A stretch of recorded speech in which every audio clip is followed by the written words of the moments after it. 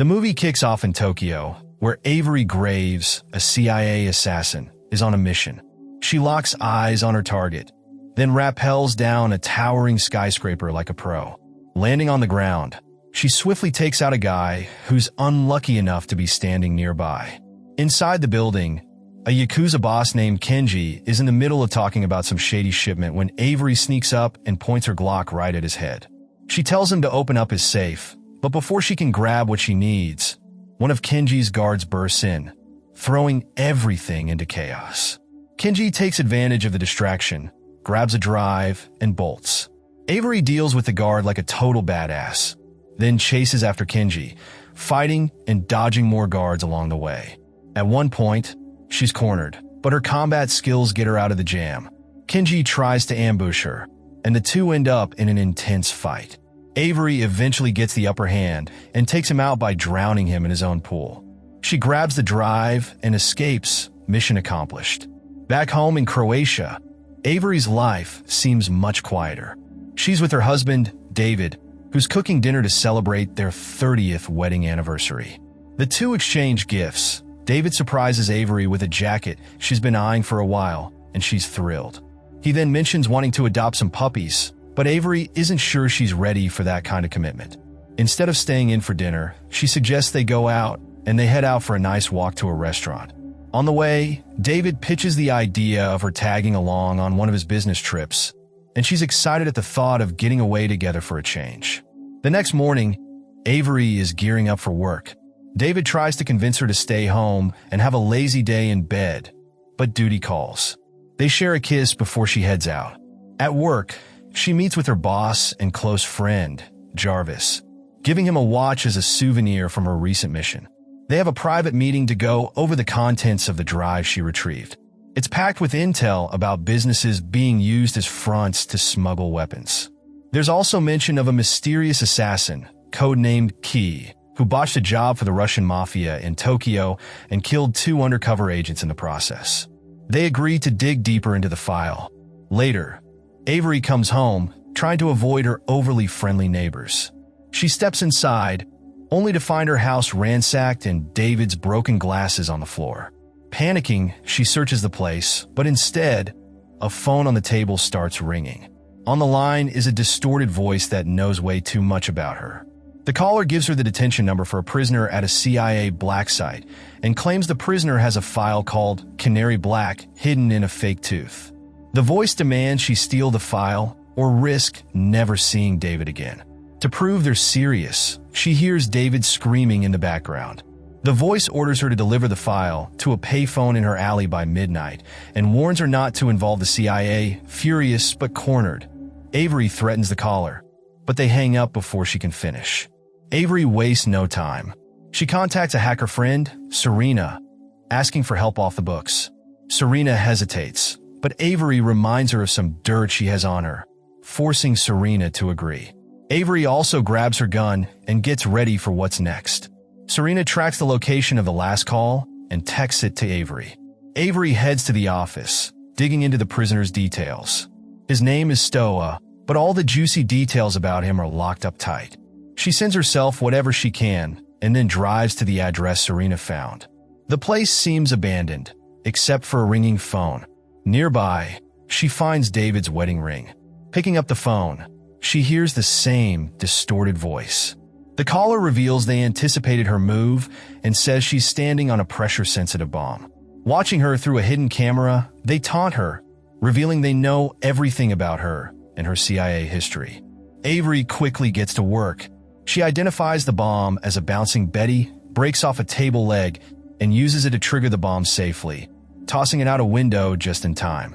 The explosion takes out part of the building. Unarmed but unfazed, Avery flips off the camera and takes off in her car. Determined, she heads to the CIA black site where Stoa is detained.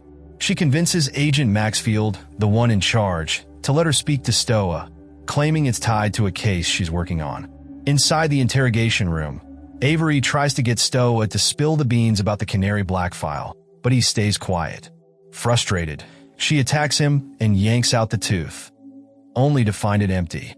Maxfield realizes something's up, but before he can stop her, Avery restrains him and escapes, fighting her way past guards. Meanwhile, at CIA headquarters, alarms are raised. Deputy Director Nathan Evans demands answers from Jarvis and Maxfield. Jarvis defends Avery, explaining she's been an elite assassin since she was 18 and he doesn't believe she's gone rogue. Evans, however, isn't taking chances. He explains that the Canary Black file contains damaging blackmail material on powerful people, including Jarvis himself, and orders Avery to be hunted down. Back on her own, Avery heads to a club run by Henrik, an old contact. Although Henrik isn't thrilled to see her, Avery explains her situation and requests supplies and intel on agents and brokers in the area, promising payment. She then visits one of her safe houses, but the moment she steps inside, she's ambushed. After a tough fight, Avery manages to kill her attacker. She searches for her emergency stash, only to find it empty. A phone rings. It's the distorted voice again. They reveal they sent the assassin and cleaned out her funds as payback for her defiance. The stakes get higher when the caller sends Avery a video of David being tortured, demanding the file within 4 hours or else. Desperate, Avery reaches out to Jarvis and arranges a secret meeting. She tries to convince him of her innocence, but Jarvis reveals the devastating truth about the file. It's a nuclear-grade piece of leverage that could ruin countless lives, including his own. Avery pleads her case, but trust is in short supply. The story picks up with Avery finding herself in a tight spot, betrayed and captured by her former allies. She's surrounded by CIA operatives, including Maxfield, who ensure her arrest. She's loaded into a convoy, and as they move out, trouble hits when two mysterious vehicles start tailing them. Explosives are remotely planted on the CIA cars, leading to chaos as explosions erupt. The agents try to hold their ground, engaging in a fast-paced gunfight with their attackers. Amid the commotion, Avery seizes her moment, attacking her guards and causing the convoy to crash. Even Jarvis isn't spared as everything spirals out of control. Freed from her restraints, Avery grabs a rifle and takes out her enemies one by one. One attacker, though, survives and comes after her. Avery lays a trap, ambushing him and facing off in a brutal fight. He tries to stab her with a knife, but her agility and combat skills help her turn the weapon against him. It's only after she eliminates him that she recognizes him. It's her neighbor, Rurik. Unfortunately, he dies before she can extract any answers.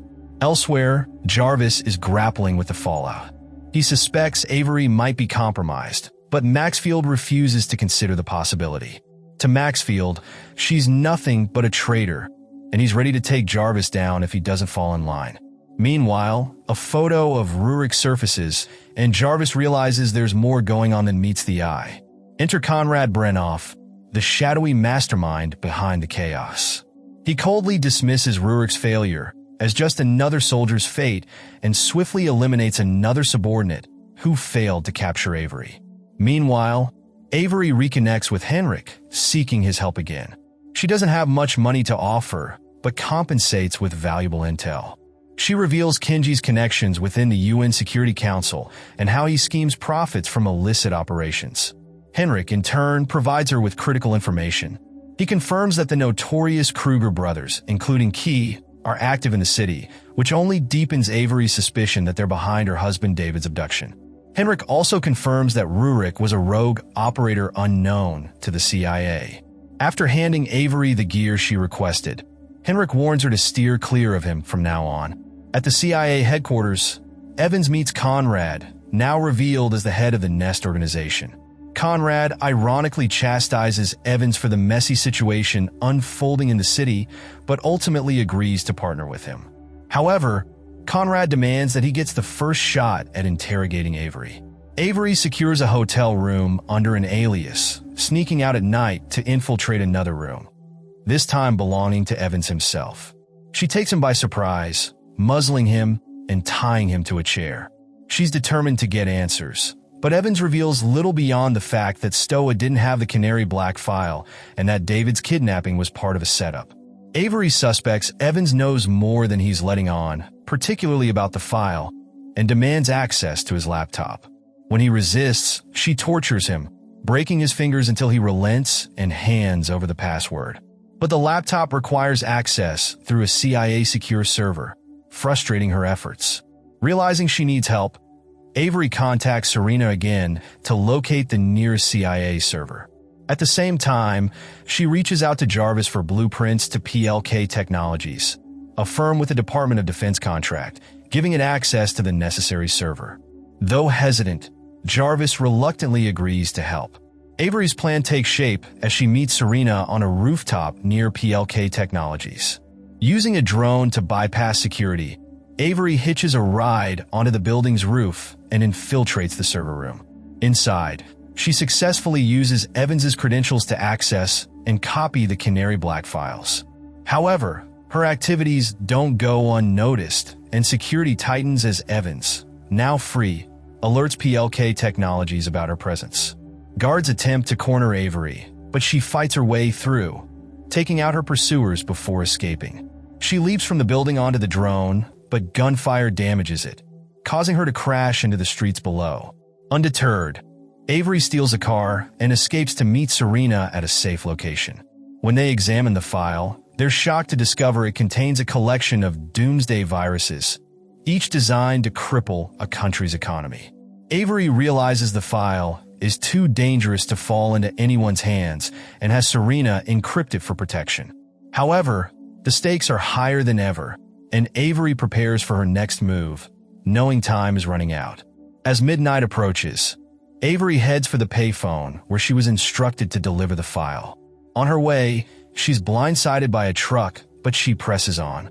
Just as she nears the ringing phone, she's ambushed, tossed, and injected with a sedative. When she regains consciousness, Conrad has obtained the Canary Black file and begins executing his plan. At the Global Unification Summit, he broadcasts a live feed, threatening to unleash the viruses unless each country pays a ransom of 1% of its GDP. To prove his point, Conrad triggers the virus targeting Singapore, plunging the nation into darkness. Meanwhile, Evans learns the horrifying truth about the virus. The CIA had secretly developed it as a weapon of mass disruption, even creating a version to target the US in case of internal conflict. Desperate to recover the file, Evans mobilizes every available resource to track down Avery and Conrad. At Conrad's hideout, Jarvis infiltrates the base but is captured and brought before the villain. Despite his efforts to reason with Conrad, Jarvis is executed. Avery, also held captive, confronts Conrad, demanding to see David. When David is brought in, beaten and bloodied, he suddenly turns the tables, attacking his captors. To Avery's shock, David reveals his true identity as Key, the assassin. He admits that the entire kidnapping was a ruse to manipulate her into retrieving the file, though he insists his feelings for her were real. Avery, heartbroken and enraged, teams up with David to stop Conrad. As chaos erupts in the hideout, Avery fights her way to Conrad, who attempts to launch the viruses. After a tense confrontation, Avery kills Conrad and halts the viruses just in time. David offers to help clean up the mess, but Avery rejects his lies, leaving him behind as she's taken into custody. Interrogated by Evans, Avery remains defiant. Just when it seems her fate is sealed, she's approached by Elizabeth Mills, a representative of a new secret agency called MC6. Elizabeth offers Avery a chance to work for them instead of facing prison, which Avery accepts. As she walks away, Avery spots David's wedding band on a guardrail, hinting that he's still alive. Thank you so much for watching.